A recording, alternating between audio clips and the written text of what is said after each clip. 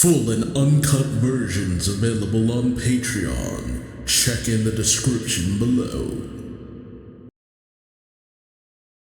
Greetings once again, Pokemaniacs. Duuz-Diz-Din back again with more of the Pokemon Adventures manga. The Ruby and Sapphire arc, where previously the machinations of Team Aqua were in full swing, as they've decided to use a machine powered by a meteorite found by Professor Cosmo unknowingly, helping them create dormancy within the volcano Mount Chimney, causing ocean levels to rise. Knowing that Sapphire would probably try to stop them, they had kidnapped Flannery to learn where Sapphire would be next. The two ended up breaking free and teaming up, but to no avail. It was only thanks to the unknowing assistance of Tabitha of Team Magma that they were able to warm things up a wee bit, but to no complete avail. Team Aqua had won this one. Afterwards, Sapphire and Flannery had a bit of a battle where Sapphire won, gaining a badge, with Sapphire taking off. Flannery wanting to inform the Pokemon League about the goings-on of Team Aqua, while Sapphire continues to try to stop their wherever she can. Meanwhile, Ruby finally was able to compete in a Pokemon contest, winning in the normal ranking in all categories. He is being monitored by Gabby and Ty, as they hope to potentially encounter one of the two evil organizations through him. But Ruby ends up encountering Wally's cousin Wanda. But Team Magma is afoot, destroying the tunnel to the Rust Turf Tunnel, destroying that and causing a cave-in, which injures Wanda's fiancé. Ruby, Gabby, and Ty come in order to help out, only for Ruby to be taken away by Courtney, who requests Ruby join Team Magma. But we know Ruby's answer, right? Join me as I find out, won't you? Alright, chapter 221, Going to 11 with a Loudred and Explode, part 2. Courtney, grabbing Ruby by the chin, asks, "What do you think? Would you like to join us?" Ruby doesn't respond, but there's a rumbling behind Courtney. He turns, questioning this, as something smashes through the mountainside, tossing both her and Ruby back. Courtney says, "Somebody must have used hyper voice down there. My ears are ringing." Alright, it's from the Loudred and Explode going off. Ruby and Courtney then lock eyes. Ruby thinking, she just asked me to join Team Magma. Did she say that to throw me off guard? No, now wouldn't be the time for that. She then looks to her Pokemon calling out, "My team!" He thinks, they'll get burned. Even Mumu. The moisture on its body is evaporating rapidly. The fire was so strong that it dried up the membrane around its body. "Here, Mumu, wear this. You have to prevent your moisture from evaporating somehow." He puts the vest on Marshtomp. Ruby then turns back to Courtney, who looms over him, blowing bubbles menacingly, as Ruby thinks she's powerful. Too powerful. As Courtney continues to munch on her gum, she says, "Well, what's your answer?" Ruby doesn't respond, and recalls most of his Pokemon aside from Marshtomp, saying, "Everybody make a run for it. Go, Mumu!" Marshtomp gathers up the Pokeballs and dashes out, much to Courtney's shock. But Courtney grits her teeth, angry, saying, "Permitting your Pokemon to escape?" And she has Arcanine use Fire Spin. Not Arcanine, Ninetales. "Me no Pokemon." She tells him, "I suppose that's your answer, huh? You'll sacrifice yourself to protect your Pokemon? You're righteous and just. That's why you would never ever dream of joining an evil organization. Is that what you're telling me? I'm impressed with your guts and chivalry. Too bad your determination is about to go up in flames and turn into a pile of ash. And all because you turned down my offer. That fire spin's going to keep burning, and you're going to be engulfed by it." Ruby, caught in the eye of the fire spin storm, tells her, "You're mistaken. That's not me, and I have no intention of sacrificing myself. I'm going to survive." Suddenly something yanks on Courtney's arm, as Ruby seems to be pulled up by something as he holds up his Pokeblock container. And he says, "Together with my Pokemon." Courtney looks at her hand, saying, "A string?" Ruby tells her, "Hyper voice has been echoing through this tunnel for a while now. You must have heard it, but Mumu sensed it from the very beginning. A Hoenn TV van is coming this way." As we see that Marshtomp is getting closer to the van, I hope they don't hit it. Oh, and the string is from Marshstomp's sweater. Dang, nice. Marshstomp jumps on the van, tugs at the sweater, with Ruby being on the other side, as he winks to Courtney saying, well, catch you later. Oh, that's what it is. He tied one end around a rock up high, and it somehow got around Courtney's wrist without her noticing. And Ruby is using his Pokeblock container as a friggin' zipline slide. That is wild. As he manages to slide towards the van, he lands on the top, Gabby calling for him. As Courtney growls in anger, Ruby looks back saying, you don't have time to sulk, you know. Isn't Firespin going to keep burning? As he cuts the line and causing Courtney to fall into the flames. Dang! Cold-blooded. But Courtney emerges from the flames. A little singed, but no too worse for wear. I mean, Team Magma, they deal with fire all the time. With Courtney, she's obviously peeved. Her Pokegear goes off. She answers it saying, who is it? Blast answers, it's Blaze. How's it going, Courtney? Did you find the red orb? Courtney doesn't respond, but then says, about that orb, Blaze, I'll let you take care of the search for the orb and whatnot. I've lost interest. Well, actually, I've found something more interesting. Oh, you can find the orb without me as soon as you fix the scanner, right? Blaze tells her, capricious as always. Is this about that Ruby kid? We don't quite see it, but Courtney takes off on her Swellow, saying, how could you tell? Blaze says, I've known you for a long time. Courtney tells them, I'm going to be busy for a while. Come up with some excuse to tell the boss for me, will you? I can be extremely obstinate about things like this.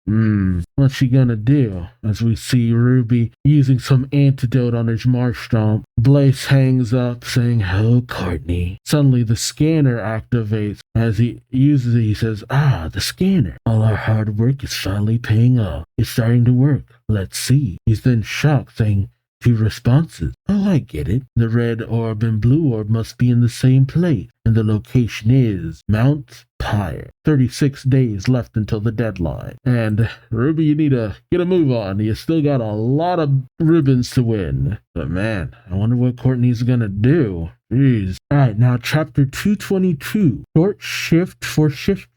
And Shiftry is a freaky looking Pokemon, especially considering it's based off of a Tengu. Oh, speaking of, I forgot. Because you barely see them, but gotta put in Mightyena, as well as, though you barely see it, we know that she rides one. It's a Swellow. Just had to make that little inclusion, so I don't forget. Alright, we see a phone ringing. We see Broly answer saying, hello, due for Jim, Broly speaking. Then Roxanne saying, hello, this is Roxanne of Rustboro Gym. Winona saying, for Tree Gym, Winona. Again, she comes off so much colder than what I remember from the anime. One gym doesn't answer. Oh, that's Wallace. Okay. Then Norman answers Petalburg City, Norman. Again, Norman's also a lot colder than his anime counterpart. And Liza and Tate don't answer. Then Watson answers, what's up? This is Mauville's Watson. Just joking, haha. And then Flannery says, hello, this is Flannery, the gym leader of Lava Ridge Town. I'm calling every gym leader on the gym leader hotline. It might seem presumptuous for a rookie gym leader like me to be making this request, but this is a matter of the utmost importance. It's a level 7 emergency. Oh, they have levels. Therefore, according to Article 118 of the Pokemon Association rules, I'm initiating an urgent meeting of all the Hoenn gym leaders. We calling in the big dogs. Calling in the big dogs. That's what's up. We then cut to Fort Tree City Tree Tower, which, man, that's so wild. Looks like the Ewok village. And we see Roxanne arriving on top of her Graveler, like a G. Flannery is riding one of the elevator lifts with her Macargo, while Brawly just free climbing with his Machamp. Oh my god, Brawly. No, it's a Machoke, not a Machamp. Had to double check that. Brawly arrives on the scene saying, yeah. Watson is riding on what's it called again? Magnetric? Cetric? How do you pronounce that? Alright, Main-Etric. Okay. Watson's riding on Main-Etric while Norman's still on that one speed freaking water cruiser or whatever, wave racer with his Vigoroth on the back, while Winona is with her Altaria? Altaria? Yeah, there we go. She seems to already be there. So she's in normal clothes. Man, y'all really took away some of the more fun and out there aspects of Winona. I'm just so used to her having more of an out there personality. But Norman, Winona, Flannery, Watson, Roxanne? Roxanne, I was gonna call her Roxy, and Brawley all arrive on the scene. Watson saying, "Hey, everybody, long time no see, Dot. Just joking." Roxanne counts 1, 2, 3. Where are the others? Only 6 of the 9 gym leaders are here. That's 3 absent. That took me off guard for a sec, but it's like Liza and Tate, right? Flannery says, oh no, Roxanne says, "This is a level 7 emergency, you know. What is the meaning of this, Flannery?" Flannery says, "Well, I couldn't get in contact with Tate and Liza. Wallace is over at Fallborough Town doing some kind of research, but he'll take part in the meeting over the video phone. An elevator then brings them down to a meeting center. I wonder if Wallace will be different in this." He chimes in on the video phone saying, "Hey everybody, sorry I couldn't make it in person." Wallace is a fairly responsible person, unless he's evil in this version. Winona says, "That's fine. Now, could you please explain what's going on, Flannery?" Ken, too formal for my taste. She usually has a more flighty way of speaking. Flannery says, "Yes. First, I'd like you to take a good look at this. This is Mount Chimney. Yesterday, its volcanic activity came to an abrupt stop. I was there when it happened. The cause wasn't natural, and the organization that executed it is endangering the entire Hoenn region. If we're going to stop them, we're going to have to work together." Winona says, "An organization? Were they wearing red uniforms like the ones that raided the shipyard at Slateport City?" Flannery says, "No, they were wearing blue uniforms. Actually, a man in a red uniform helped me." Roxanne questions, "What do you mean?" Flannery says, "The organization in blue is called Team Aqua, and they talked about increasing the sea. The man in red was talking about increasing the land, and he called himself a member of Team Magma. It seems to me that Team Aqua is an evil organization, and Team Magma is a friendly organization that will help us." I don't know about that. Brawley says, it's gotta be the other way around. Increasing the amount of sea is a good thing. We could surf everywhere. Hey Wallace, you're a water type expert too. You agree, don't you?" Wallace, unconvinced, says, "Well, I guess so." Watson says, "What are you talking about? Land is far more important than water. You have no idea what hardships Smallville City has been through because of a lack of space." Roxanne tells him, "Hey, quit being so childish," as Watson and Broly get a little standoffish. Roxanne then says, "Flannery, there's something I want to clear up. Do you see Professor Cosmo with Team Aqua?" "Oh." Flannery says, "Come to think of it, yes, he was with them." Roxanne says, "I knew it, we're friends. He discussed his research with me at length, and he told me the name of the organization that's supporting him is Team Aqua." Roxanne says, "Obviously, Professor Cosmo would never work with an evil organization, so I'm in favor of the blue group." Oh god. Winona. There we go. Winona says, "But I find it hard to believe that we can't trust Flannery's observation." Roxanne gets mad, but Winona puts a hand on Flannery's shoulder saying, "I'd like to believe what Flannery saw with her own eyes." Which, yeah, Watson questions, so what now? Our opinions are dividing right down the middle. You have the support red uniforms, consider blue uniforms evil, Flannery, Winona, and Watson. You have support blue uniforms, consider red uniforms evil, which is Wallace, Broly, and Roxanne. I don't know, because Flannery was actually kidnapped. That's the thing. And it's great that Winona at least wants to believe what Flannery saw and experienced, and Watson just kind of going off of his own personal needs. But Flannery's assessment of Team Magma is just like, bruh, they're both evil. And honestly, both Wallace, Broly, and Roxanne's choosing is very tenuous, because she doesn't understand that maybe Professor Cosmo is being tricked, which we know he is. Wallace seems a little dubious on the situation, While Broly, he just likes to surf. Oh, yeah, I forgot Norman was in the room. Watson asked Norman, you're the only one who hasn't contributed to the discussion yet. Since Tate and Liza aren't here, yours is a decisive vote. Norman doesn't respond, but Watson doubles down. Where do you stand on this matter, Norman? Norman stands up, saying, I won't side with either organization. Excuse me. And he walks out. But Winona follows him, saying, hey, come back here. He grabs his shoulder, saying, this is an official meeting of the Pokemon Association. In other words, you have a responsibility here. Does this mean you're abandoning our meeting? Norman pauses, but then pulls her hand off his shoulder, saying, I'm not abandoning anything. I've given you my opinion on this matter. I won't take either side. That's where I stand. Winona tells him that is not an acceptable answer. We're gym leaders, chosen by the Pokemon Association to represent our towns and cities.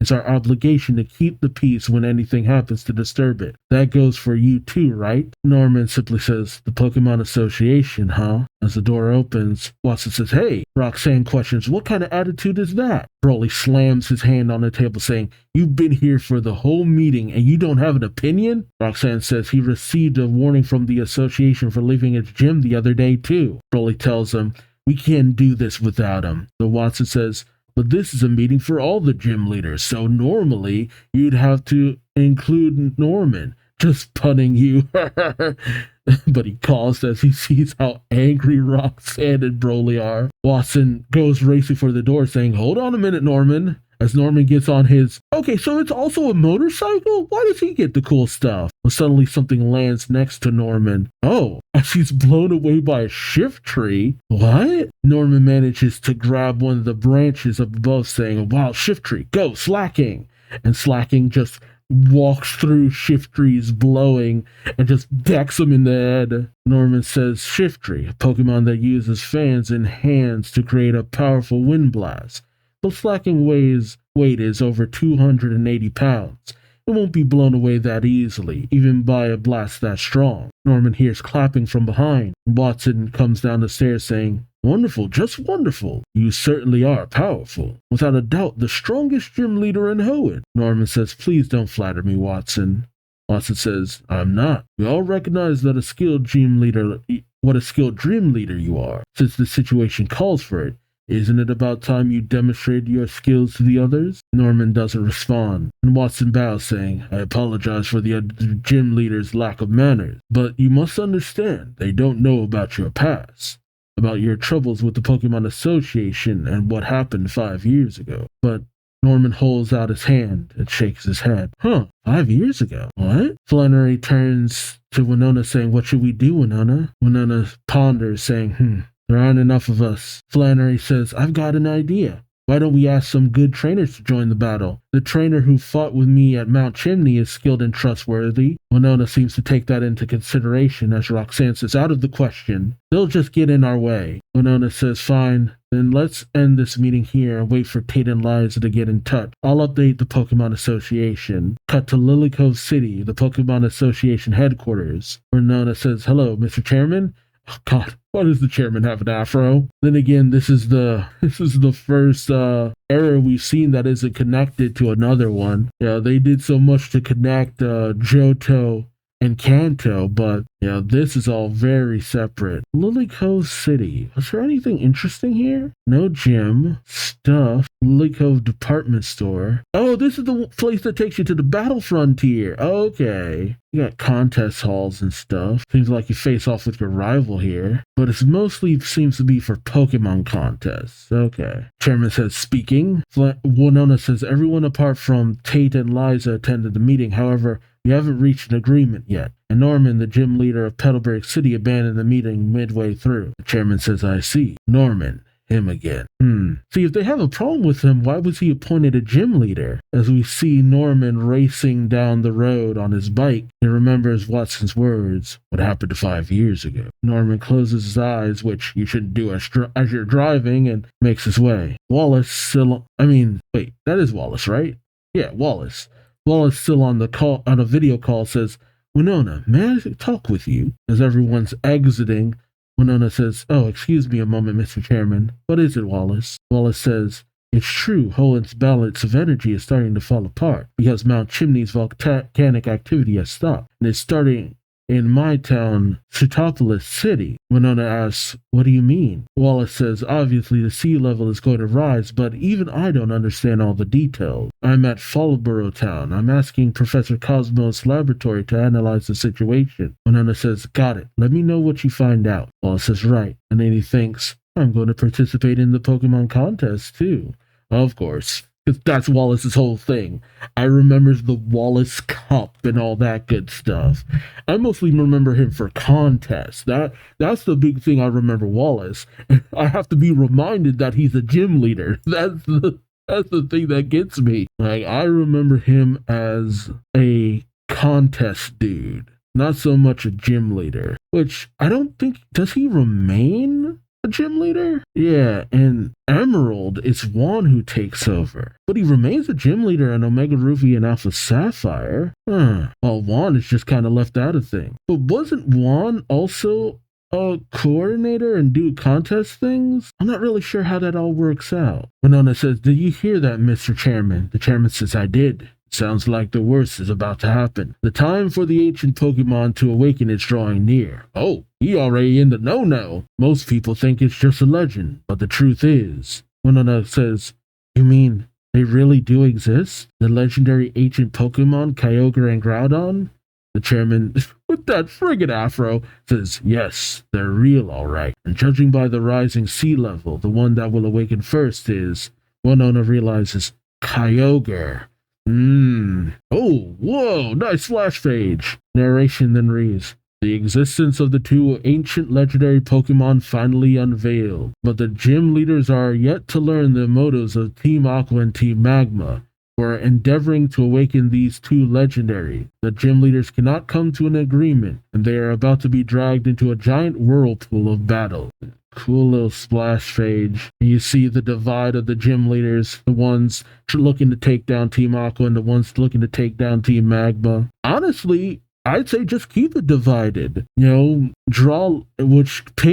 out what Tate and Liza's opinions are, and have them go with one team and Norman go with another, because there's still an obligation to at least try to suss out if they're doing something wrong. I do like that there has been a notable point made to make gym leaders feel kind of like a bit of the law in the Pokemon regions, which makes sense because they're more powerful than normal police. They have only so much of an authority, but they're still very capable, and they can suppress anything too big before it gets really out of control. Pokemon politics. Gotta love it. Alright, so we see that Sapphire has made it past the Jagged Pass, but we haven't picked up with her in a while now.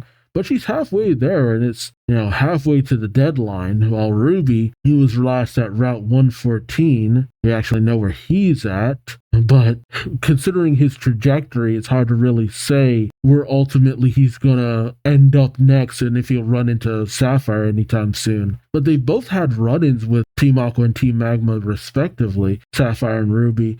But, it does raise a lot of questions, how this is all going to pan out. But usually they meet back up after they've encountered at least one team each. On to the next one. Alright, Chapter 223, I More Than Like You, Love Disc, Part 1. Alright, we pick up with Gabby and Ty taking Ruby where he needs to go. Personal chauffeurs as Castform floats out in the open air. Narration reads, a few days after the incident at Rustturf Tunnel, the Hoenn TV van with Ruby still aboard passes through Rustboro City. Ty points out, we'll get to the next town as soon as we cross that mountain. Gabby says, phew, things seem to have settled down finally after the cave-in. Wanda was so happy you found Riley safe and sound. We see a picture of them as well as the Whisper. We have a flashback. Wanda with Riley saying, thank you so much, Gabby and Ty. The situation looked really grim there for a while, but things couldn't have turned out better. The rock got smashed through, and X-Cloud's hyper voice blasted away the remaining rubble which connected the two ends of the tunnel.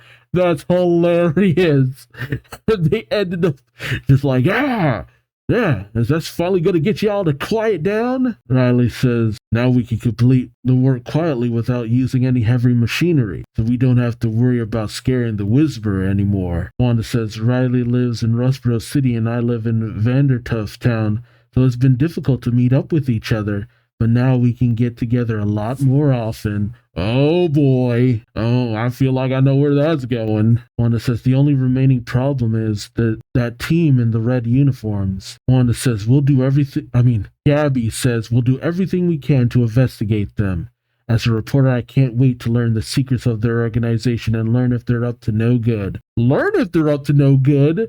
You literally saw them up to no good. They caused a cave-in. Wanda thinks, that's what I told them, but the only one we know who's had any contact with them is Ruby. I've been pestering him for an interview, but he won't cooperate. Yeah. Man, Ruby is literally impeding crucial information as he's over there. I think he's re-sewing Marshtomp's vest. Well, Gabby peeks back at Ruby in the back seat saying, hey, Ruby, about those incidents in Slateport City and the Rusturf Tunnel. Ruby says, that again? I've told you over and over I don't know anything about them. I just got caught up in things. I barely made it out alive myself. Besides, I'm busy preparing for the next super-ranked Pokemon contest in Fallsboro Town. Ruby thinks, that's right, I need to focus. I don't have time to think about anything else. I have to win all 5 ribbons there. Those ribbons. But he remembers Courtney with a ribbon of her own before burning it, saying, do you seriously think a stupid ribbon like this defines beauty? Of course it doesn't. Hey, what do you think true beauty is? Ruby's still thinking about that, tries to shake it off, saying, I can't think about that right now. I have to concentrate on winning the contest. But Ty brings the van to a halt, saying, hey, there it is. Come out and take a look. See, Ruby? That's Fallsboro Town. As he motions to the town in the distance, as Ruby gets out, his foot sinks. He questions, is this snow? Ty says, nope, volcanic ash. That volcano over there is Mount Chimney. It's constantly spewing volcanic ash into the air that falls onto this town like snow. Then looks out saying, that's odd. Why isn't there any ash drifting down? Gabby says, hey, Ty, over here. They say Mount Chimney ceased its volcanic activity a few days ago. Ty says, that's pretty big news. Gabby looks out to where Ruby was, saying, is that a part of the red team scheme too? What do you think, Ruby? But Ruby's gone, and she says, huh? Ruby! As he's making his way down the mountain at Mach speed with his shoes, right to the next Pokemon contest place, just rushing past several people. He slams his hand on the table saying, I'd like to participate in the Super Rank contest, scaring the receptionist. Next thing you know, he's making Pokeblocks as Gabby and Ty finally catch up. Gabby saying, Ruby! Ty says, we finally caught up to you. But Gabby then notices how serious Ruby's face looks. He thinks Ruby seems even more focused on the Pokemon contest than before. It's as if he's trying to avoid something else. Ty then says, hey Gabby, what do you think? Ruby's entering the contest, so why don't we continue our investigation elsewhere while he's occupied? Gabby questions, our investigation? Do you have some new leads? Ty says, well, I don't know how helpful this is, but I've been thinking. Continental earthquakes, the cessation of volcanic activity. I think it's clear that the geology of the Hoenn region is undergoing some major changes. Also, the 2 organizations have been causing incidents all over the region, don't appear to be after money. It's as if their goal is to alter nature somehow. Gabby thinks for a second and says, come to think of it, that sounds about right. Ty says, so maybe the key to this case is nature. I hear there's a natural scientist specialist in this town. His name is Professor Cosmo. Maybe we can learn more from him. Gabby says, sounds like he's worth a visit. Okay, let's talk to him. Ty says, let's go, as they make their way off. Meanwhile, once again, I was already told that the contest only has so much of a importance, but another contest montage. So we have the Super Rank Cool category where Mariana has been entered, and Ruby says, Nana, roar! And Mariana, in a snazzy vest with tassels, lets out a mighty roar. In the cute category, Ruby has Delicata use Attract, with a charming little shawl on. In the smart category, Ruby has Cast Form use Shadow Ball. I don't know how that shows off how smart it is, but whatever. In the tough category, Ruby has Marshtomp use Bide, and it just flexes its stuff. And the crowd goes wild. And Ruby has managed to win in almost every single category, with the last form being, I don't know. Ruby was looking at some leaflets with Feebas saying, "Yeah, the last one, Fifi. You just need to win the beauty category now." Huh? I'm missing an entry form for the beauty category, he asked the receptionist. He says, sorry, entries for the beauty category were already closed for today when you arrived. The contest is held every day, though. Why don't you come back tomorrow? Man, every day. Huh. Ruby says, oh, well, I guess I can do that. Well, might as well watch the contest if I can't participate. I wonder what kind of Pokemon and trainers are competing today. As he makes his way in, he's blinded by the light. As he says, it's so beautiful. It's blinding me with its radiance. And we see a figure very familiar to me striking a pose with Duuz-Diz-Din, getting all the categories in a landslide. As he also says, and he's won by an overwhelming landslide. It was too beautiful. As Wallace says, that's right, my Pokemon are always beautiful, beautiful, beautiful, beautiful, and beautiful. As we see his Pokemon who, a good enough amount of them are beautiful. Yeah, I don't know about Seaking, but Duuz-Diz-Din. Delio? I guess. And then Wishcast. Wishcast with eyelashes. Oh man, I can understand the Duuz-Diz-Din, but okay, so Ruby has made his way to Fallborough Town. Man, we've really been sticking with Ruby for a while now, though. I thought we'd be moving over to Sapphire. We still don't know where she's at. But Ruby has gotten all the ribbons but the beauty one. Okay. So they're all making it halfway through. Man, considering how fast the contests go, no wonder we didn't focus on them too much. Ruby's whole goal would have been over way too fast. Alright, chapter 224. I More Than Like You, Duuz-Diz-Din Part 2. As Ruby is aghast at Wallace and his victory, complete with a cheering squad. Is this his own personal cheering squad? Was that always a thing? I'm actually curious. Honestly, though, I gotta say, the only thing missing from him in this is his cape or his shawl that he has in the redesign. It don't look right without the cape. And I think that's just because I saw him in the anime first. Well, actually, I saw him in the game first, maybe? I don't know. He needs to have something flowing off of him. He feels incomplete without it. And the crowd goes, you did it. Oh no, the cheerleaders go, you did it, you did it. Yay, Wallace. L-O-V-E, we love Wallace. While Ruby's on the sidelines with his Feebas thinking, his name is Wallace? Everything about him is beautiful. For example, his wish class. It looks nothing like the one I saw on Mr. Briney's boat. I can't believe it's the same Pokemon. Hey, I could do that too. I'm going to compete in the beauty category with Feebas.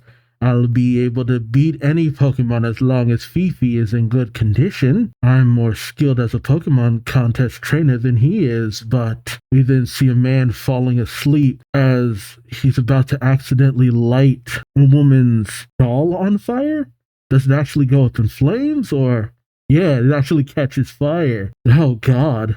Yeah, see, this is why you don't smoke. Well, indoors at least. Wallace notices this and has Duuz-Diz-Din use water illusion, and he very showily puts out the flame. The audience is oohing and awing, and Ruby is aghast, while the young girl is just like desperately panting on the ground, which, yeah, but that thing went up like a Roman candle, like, god damn. Another girl comes up to her saying, are you all right? Well, the lady, she is pissed, grabs the man by the collar saying, that was dangerous, I'm turning you into the police, come with me. Well, the man says, what? It was an accident. Well, Wallace says, you shouldn't be smoking around other people anyways. Secondhand smoke is bad for your health, but smoking is bad for your health. He then tells his love disc, Elizabeth, and love disc starts poofing out hearts. Oh, what the? No, don't do this. Well, it calms down the man and woman. The lady then sees what the man had in his bag, saying, "Oh, are you a fashion designer?" As she sees several sketches, the man says, "Yes." The woman says, "I know this brand. I buy their clothes all the time." The man says, "You do?" He then notices the cigarette he had, saying, "Oh, first of all, I'm sorry. I should have been more careful. In fact, I've decided as of today I'm going to quit smoking, and I'd like to make up for the hole in your clothes. Why don't you come to my boutique and pick out whatever you want?" And the lady says, "Okay." The audience aghast. That's actually nice. I mean, honestly, he should do that at the very least. You set the woman on fire. That's the least you can do. And it's not something that he should. He kind of should probably get like a fine or something, but still. But Ruby is seething over how elegantly Wallace handled that. Yeah, that's the Wallace I remember. He has the cheering squad Gary had in the original Pokemon anime. That's literally what he has here. As Wallace gets in his car with his cheerleaders, Ruby comes running up saying, "Hold on a minute." As he pants from all the running, Wallace turns saying, "Yes, do you wish to speak with me?" Ruby says, and he has all of his ribbons pinned to his chest saying, "Take a look at these, and I think you can guess why." Wallace very dismissively says, "Contest ribbons." Ruby flashes a smile saying, "That's right, my name is Ruby. I'm going to be the champion of the Pokemon contest in Hoenn. I would have beaten you in the beauty category today too if I had signed up to compete in time." Though the cheerleaders are giving each other these looks like, "Is this guy for real? You trying to pick a fight?" Ruby says, "Unfortunately, now I'll have to wait until tomorrow. What a shame. I'm so disappointed. I wanted to show you that my Pokemon are more beautiful than yours. How about I prove it right now? I challenge you to an outdoor Pokemon contest.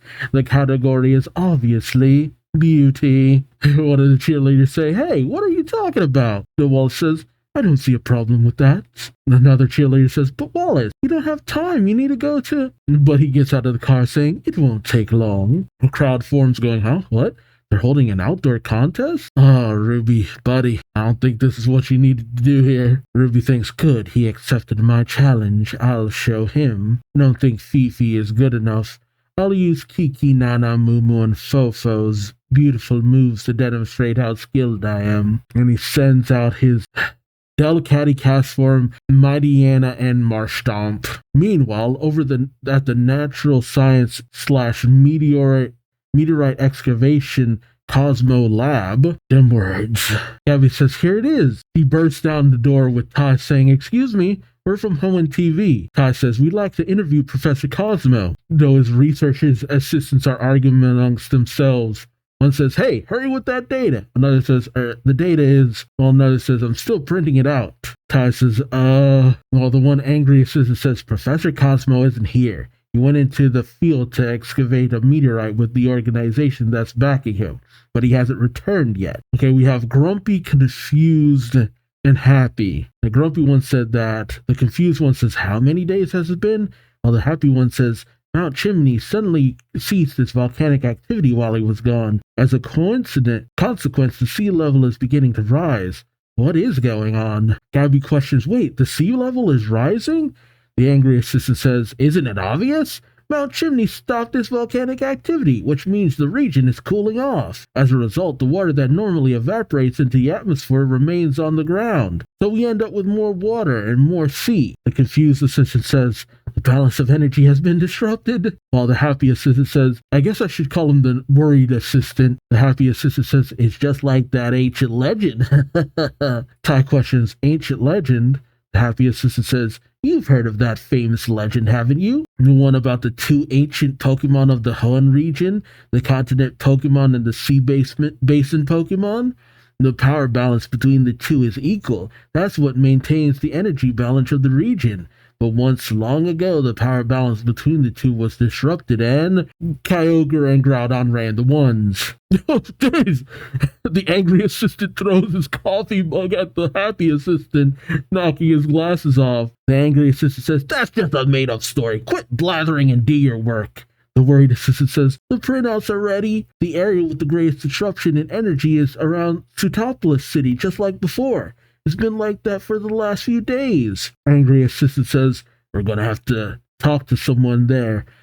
When's that fellow from Sutopolis City coming here? One of the assistants says today. The worried assistant says today. He should be here soon. And we see it's Wallace, guardian of the Cave of Origin. What? Cave of Origin is at Mount Pyre, where you discover Groudon and Kyogre. Oh, okay. I will say I don't quite remember this place. Cave of Origin. Oh, a lot of mist. Okay. That might be why I don't remember it. We then see Ruby and his Pokemon exhausted, panting on the ground, as Wallace says, I think the results are clear. And it seems like with his lone love disc and the cheerleaders in the background going, woo, as well as the audience, and Ruby in disbelief. I think it's clear that Ruby lost. Dang, don't pick a fight you can't win, buddy. I don't really feel bad for him. He picked a stupid fight and he lost. All right, chapter 225. Tanks but no tanks. Anorith and Lily. Oh god, it's these Pokemon. I forgot about these things. How do they factor in? Regardless, as Wallace shows off his love disc, the audience is with Wallace plaques just holding them out in the air, hearts in their eyes. The cheerleaders say amongst themselves, the passerbys we asked to judge the outdoor contest can't take their eyes off Wallace and Elizabeth. What was that new kid's name again? Ruby? The one with pigtails says his Pokemon's conditions and appeals are good too. The mid-tier hairs one says, but he's no match for Wallace, the water artist. The long-haired one says, stop it, he'll hear you. You'll hurt his feelings. He looks proud. The short-haired one says you never know what somebody like that will do when they lose. The one with pigtails says, I shudder to think. The mid-sized hair one says maybe he'll explode and attack Wallace. The long-haired one says, what should we do? And then they notice Ruby approaching Wallace, and as he reaches out, the cheerleader says, say, Wallace, look out! And Ruby grabs Wallace's hand, saying, please, take me on as your student. I have to learn from you. At least he took it like a champ. The cheerleaders are questioning what? As they're aghast. Ruby, with tears in his eyes, say, even as your opponent, I found myself captivated by you. I'm so moved. Your love disc gazed up at the heavens as it used rain dance. When they saw that, the crowd's cheers reached new heights. And then you had love disc use water pulse. What a wonderful combination. On the other hand, my Pokemon couldn't do a thing after falling prey to your Pokemon's enchanting sweet kiss. Haha, I've been soundly defeated, but I feel so excited. Do you know why? As he wipes a tear away from his eyes, he shouts, because I have met a master Pokemon contest trainer like you. And then Wallace turns away. Okay, I take it back. I love this version of Wallace much more than the anime. The anime version seemed a little bit more conceited than this. This Wallace is a friggin' G. Just like a pimp, just struts away, says nothing. Ruby comes chasing after him, saying, Master, Master! And Wallace just gives him a wave and a smile, saying, I'm sorry, but I don't take on students. You'll have to hone your skills by yourself. And he drives off. Ruby shouting, Master! Master! Master! But as Wallace is driving off, Ruby, with his running shoes, manages to catch up, saying, I won't give up. The cheerleaders say, hey, quit following us around. Ruby says, I won't. One of the cheerleaders says, Wallace told you. No. Ruby then grabs.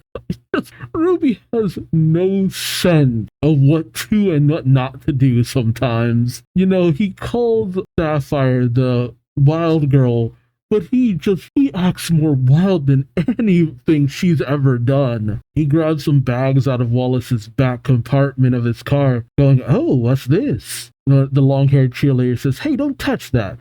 It's a bag for ashes. We're going to gather volcanic ash. Now go away. Ruby says, okay, I'll help you gather ashes then, Master. And he goes around doing just that. With several bags. He says, phew, so where do I carry these to? The long-haired cheerleader says, the glass art store on the outskirts of town. Are you going to carry it all by yourself? Ruby says, of course. And he hands them all away. The short-haired cheerleader questions, What should we do, Wallace? Who's in the between the short-haired? The one with pigtails says, you have to head over to Professor Cosmo's lab. While the mid-sized hair's cheerleader says, there's that gym leader gathering too. Wallace says, right. But for the time being, let's just continue on as planned. Back at Professor Cosmo's lab, Ty says, an ancient legend. Story about something that might or might not happen. Might not have happened such a long time ago. Do you think it's true? Gabby doesn't respond. As Ty says, he came all the way to talk to them, but they can't be bothered to answer our question. What do you think? Should we head back, Gabby? Gabby? As the one assistant who got knocked out says, oh, what a lovely nap. Ty then calls out, Gabby! Gabby says, oh, sorry, I was thinking about something else. Ty asks, what's wrong? As Wallace arrives on the scene, getting out of his car with his love disc, Ty says, that's the man from Pseutopolis City, the one the lab staff were talking about. The guardian of the Cave of Origin, with Ruby falling behind saying, Master, please wait for me. Wallace kind of dismissing him. Ty says, Ruby? Ruby goes, huh? Ty? Ty questions, what are you doing with that guy? Ruby says, he's my new Pokemon contest master. I've decided to become his student. Ty is aghast saying, his student? While the pigtailed cheerleader says, Wallace turned him down. While the mid-sized hair one says, but he won't take no for an answer. Wallace greets the assistant saying, sorry I'm late. I'm Wallace from Pseutopolis City. The happy assistant says, we've been waiting for you. While Ruby looks in aquarium at the two Pokemon there, Anorith and Lalit. Yeah, I'm used to mostly their final evolved forms. Ruby says, whoa, those Pokemon look scary.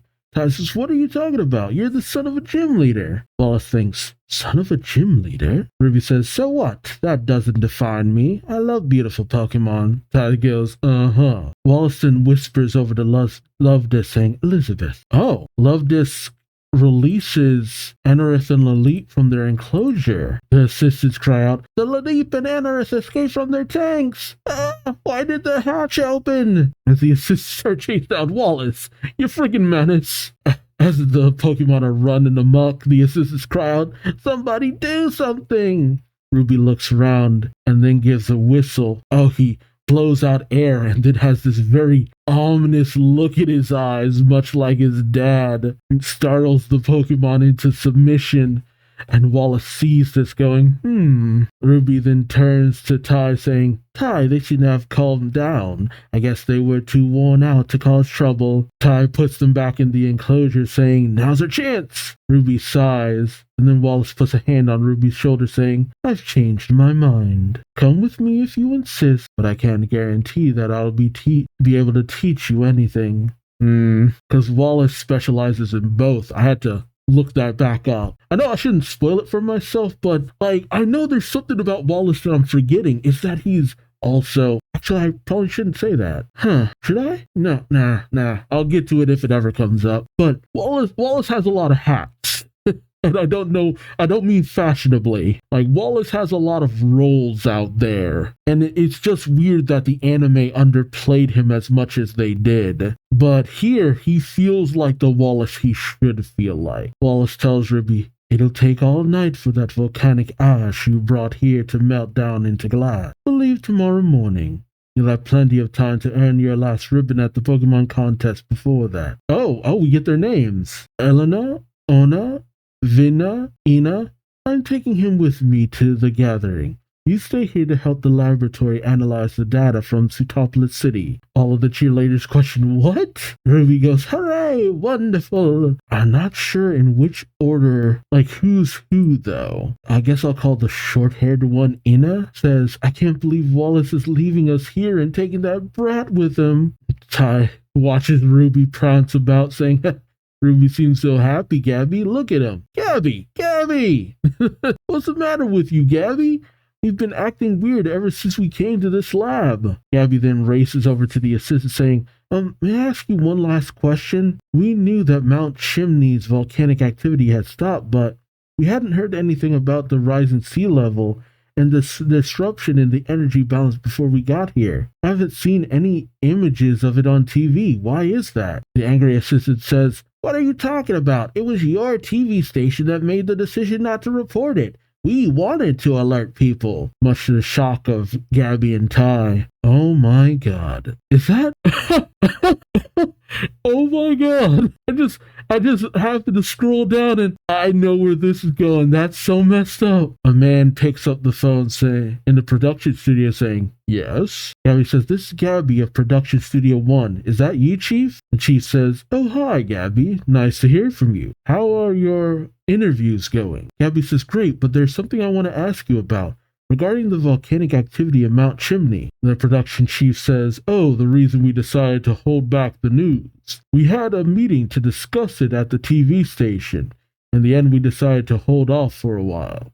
After all, it wouldn't do any good to cause unnecessary panic, as Archie of Team Aqua tells them he just keeps following up on that organization with the red uniforms that's been spotted in Slateport City and Rutherford Tunnel. I'm counting on you. Son of a biscuit.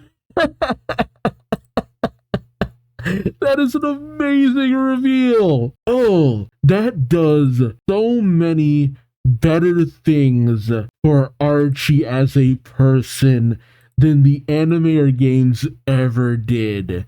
That would have been an amazing reveal. Oh my god, that is amazing. That's not in the games at all, right? It's funny too because the divide of who's good and who's a help and who's a hindrance is especially interesting because if you choose Pokemon Ruby, you're helped by Team Aqua to fight Team Magma, I believe. But if you get Pokemon Sapphire, you fight against Team Aqua with the help of Team Magma. But I don't think it really goes too much farther beyond that. There's a whole bunch of additional stuff that I don't quite remember. But this is a heck of a reveal. So good. We cut to the next morning where Ruby comes running out saying, Master! Look, I won the beauty category in the Super Rank contest just like I said I would. They enter into Wallace's car as he says, then let's get going then. Wallace was playing a flute. As his car turns into a hover car. Since when are there hover cars? Dude, okay. Is Wallace James Bond? Ruby goes, whoa. As they're flying high above Hoenn, Ruby then thinks to himself, what's the deal with Gabby and Ty? I thought they'd never stop following me around. I guess they've had a change of heart. They told me they were heading off somewhere else. Whatever. He then addresses Wallace saying, hey master, where are we going? Wallace says, the town on the other side of this mountain. Do you know of it? The treetop city that frolics with nature. It's said to have the most beautiful architecture in Hoenn. Ruby says, wow, really? Oh, Ruby then sees a very familiar looking silhouette moving underneath. As he goes, whoa, what's that? Master. He gets Wallace's attention saying, something just flew directly under us. Okay, I was wondering when they were going to meet up again. Alright, and the last chapter of this volume, I believe. Yep. Last chapter of the volume, chapter 226. I dare ya, Alteria, knock chick off my shoulder. And these Pokemon whose names I don't normally hear. And then the narration. After confronting Team Aqua in the Petalburg Woods, Sapphire came face to face with them again at Mount Chimney. Thanks to those experiences, she now has an even more urgent goal than defeating all the gym leaders, and that is to defeat Team Aqua. After parting with Flannery and the others, Sapphire trains for several days on her own, and is now heading for the town where the gym leaders of Hoenn are gathering. The Treetop City. So she's been training. She's been grinding. Out grinding levels. I get it. And we see Sapphire riding upon her Tropius.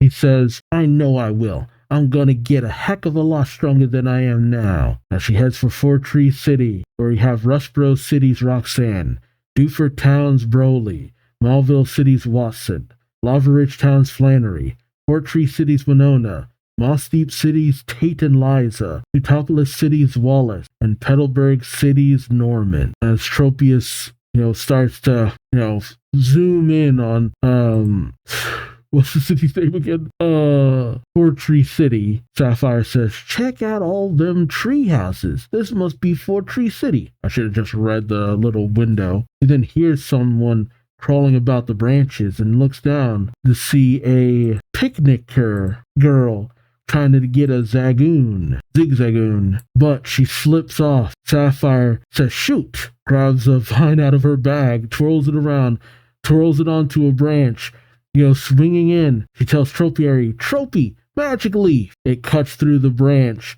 and Sapphire manages to get under the branch and catch it before it hits the ground. Dang. That's some strength. Sapphire says, whew, that was close. Are you all right? The picnicker says, oh yes, thank you very much. Sapphire asks, what were you doing up on that branch? That's dangerous. The picnicker says, well, my zigzagoon usually climbs up and down trees on its own. But today it got dizzy and wouldn't come down. I went up to help it, but I couldn't climb down the tree either. I don't think it's feeling well. Hang in there, Ziggy. I'll take you to the Pokemon Center. Oh, wait, what? Sapphire says, the what center? Really? You're the daughter of a Pokemon researcher and you've never been to a Pokemon Center? The heck? Picnicker says, you don't know about the Pokemon Center? It's a place that cures and cares for your Pokemon. Sapphire embarrassed says, oh, is that so? Never heard of it. Never needed a place like that. Maybe I can help. Oh, God. She examines the Pokemon saying, I'll be quicker for me to examine your Pokemon myself. He says, thanks? But how can you tell what's wrong with it? Sapphire says, I'm feeling the glands around its throat. They're swollen. That's a good way to check a Pokemon's health. Yeah, looks like it just caught a cold. That's can mess with its inner ear and make it dizzy. In actuality, what she did was she got all up into that Zigzagoon's booty. With the picnicker saying, what are you doing? The Sapphire said, checking his smell. And she gets poop right on her nose. Just right on the nose. Literally brown nosing it. Like, I can see why they cut that part out. And she has it there for a good long while, too. Sapphire says, I gathered tons of berries on the way here. Cherry, Chesto, Pecha, Rorus, Esper, Lepa, Orange, Persimmon, Citrus. The berry to treat your Zigzagoon cold would be, here, eat this. And bam, just like new. The picnicker says, wow, it looks like Ziggy's feeling better already. This trainer has some unique talents. Oh, are you Sapphire by any chance? Sapphire says, how do you know my name? The picnicker says, I was right. I have to go and tell Winona right away. Sapphire says, who? Winona lands on the ground saying, no need to raise your voice. I'm right here, Kylie. I've been waiting for you, Sapphire. I want to be sure to meet you before Kyogre wakes up. Sapphire shouts, who are you? While Winona tells her, motions for her to back off, saying, I'm so glad to finally meet you. Though, in actuality, what she says is, well, before I answer your question, will you mind wiping that off your nose? Because she got poo on her nose. And just after I had mentioned that Sapphire doesn't quite act as wild as Ruby does, I actually do like the fact that you actually get some of the people who are in the gym leader's gym sometimes helping them out as assistant. That's always kind of cool. Winona says, my name is Winona. I'm the gym leader of Fortree City. I've been waiting for you, Sapphire. I knew you were coming here. I had everybody in town keep a lookout for somebody matching your description. Sapphire gulps, saying, you're a gym leader? Winona says, I see I'll have to earn your trust. How about we get to know each other like this? She calls out for her Altaria, or swoops down and she hops on its back. Winona says, let's have a Pokemon battle. I'd like to see how skilled you are. Of course, I'll give you the feather badge if you defeat me. Sapphire wipes her face, saying, you're on. Winona says, Kaylee, hand me my flight uniform. Kaylee says, here you go. And as Winona suits up in something a little bit more recognizable, oh, I'm just realizing, that's, her I was about to say undergarments, but, so you made it seem as though she was wearing an oversuit. Oh, okay. I didn't realize that's what they had done. Because if you look at her updated design, it looks like all one suit. So she puts on her jumpsuit and helmet. She says, now then, let's begin. Sapphire brandished Combuskin, saying, yeah, let's do it. And she sends out her Pokemon that clashes with Altaria. As they land in the treetops, Winona has Altaria use dragon breath. Combuskin manages to dodge and sends out several dragon's breath that Combuskin and Sapphire continue to dodge. As Winona rides on the back of Alteria, Winona says she escaped into the trees. She certainly knows how to handle herself in battle. As I'm sure you've noticed, Fortree City is a city of tree houses. The whole widespread area is our battlefield. The clouds in the sky, the grand trees that reach up through the clouds. You can enjoy a three-dimensional battle here. Sapphire then tells Combuskin to use Double Team, and it splits off into multiples surrounding Alteria and Winona. Alteria sends out several Dragon's Breath blasts, with Winona questioning, where is it? As Combuskin goes in for a kick, managing to land the hit on Alteria's neck. But Alteria, it struggles against the hit, not giving an inch against Combuskin. Winona says, not bad. You have a Tropius, a flying type Pokemon. I was wondering why you weren't using it in an aerial battle. Now I see it's because you were planning to force your way through in close combat. Sapphire says, right, but that ain't all. I concentrated on training my Combuskin, Chick, before coming here to raise it to the next level, so I know that Chick is gonna change into its new form during this battle. Winona says, you mean it will evolve? And sure enough, Combuskin evolves into Blaziken, which, if another one wasn't already on my list in terms of the starters, Blaziken would be aces right here. Just, I love me Blaziken. But Sapphire orders for Blaziken to use Blaze Kick, which managed to knock back Alteria. Sapphire says, I did it! Powerful kick that burns the opponent? Impressive, huh? But Winona's gone. Sapphire looks around going, what? Shoot, where did the Alteria go? He brings out a Pokédex saying, Alteria, the humming Pokemon. Alteria dances and wheels through the sky among billowing cotton-like clouds by singing melodies in its crystal-like clear voice. This Pokemon makes its listeners experience dreamy wonderment. Sapphire says, the clouds. That's it. It must be hiding up in the real clouds with its cloud-like wings. Winona says, bingo. Very perceptive. As Alteria comes dive bombing out of the clouds with Sky Attack, hitting Blaziken and sending it off of the treetops. As Sapphire calls out for Blaziken, we then cut to Sapphire and Blaziken down for the count. Wow, she actually lost one. Dang. How about that? Man, I knew Winona was tough, but I didn't think she was that tough. Sapphire's lying on the grass saying, well, at least I learned a lot from that loss. Winona takes off her helmet saying, you let your guard down twice. At the moment your Pokemon evolved and the moment you thought you had successfully burned your opponent. But Alteria has a move called Refresh, which it can use to heal itself. Plus, its ability is Natural Cure, so you shouldn't rely too heavily on damaging it in battle. Sapphire says, I get it. You use Dragon Dance to raise its attack and speed first, then ended the battle with Sky Attack. I admit defeat, she bows. But Winona says, but you are indeed very skillful. I wouldn't mind coaching you for a few days if you're interested, that is. Sapphire says, really? Well, take me on as your student? Really? Huh. I mean, I guess it makes sense considering where she is in terms of gym leaders, and I couldn't imagine Tate and Liza being a teacher to someone obviously older than them. Wait, how old are Tate and Liza? Or is it Tate and Liza? How old are they? Is it ever said? I'm very curious now. No, it doesn't really say their age. Huh, because they could always just be two short 10-year-olds. I love young gym leaders.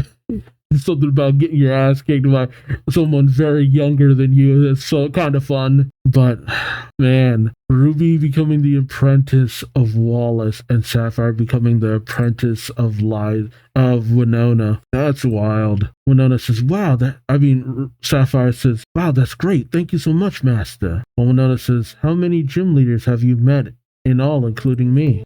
Sapphire counts on her fingers. 5 gym leaders, and they were all wonderful and powerful. Winona laughs. Is that so? Hey, everybody, you're all wonderful and powerful according to her. Broly says, we saw your battle. Roxanne says, it wasn't bad at all. Watson says, but Winona there. Oh, that was bad. Oh, it was a bad pun. Flannery says, you and your silly puns, Watson. As they appear in the window nearby, Sapphire goes, wow. all the gym leaders I've met and earned my badges from. Winona says, that's right. Most of the gym leaders of Hoenn have come to Fort Tree City for an emergency meeting. Sapphire says, an emergency meeting? Come to think of it, I remember hearing you say something about meeting me before Kyogre wakes up.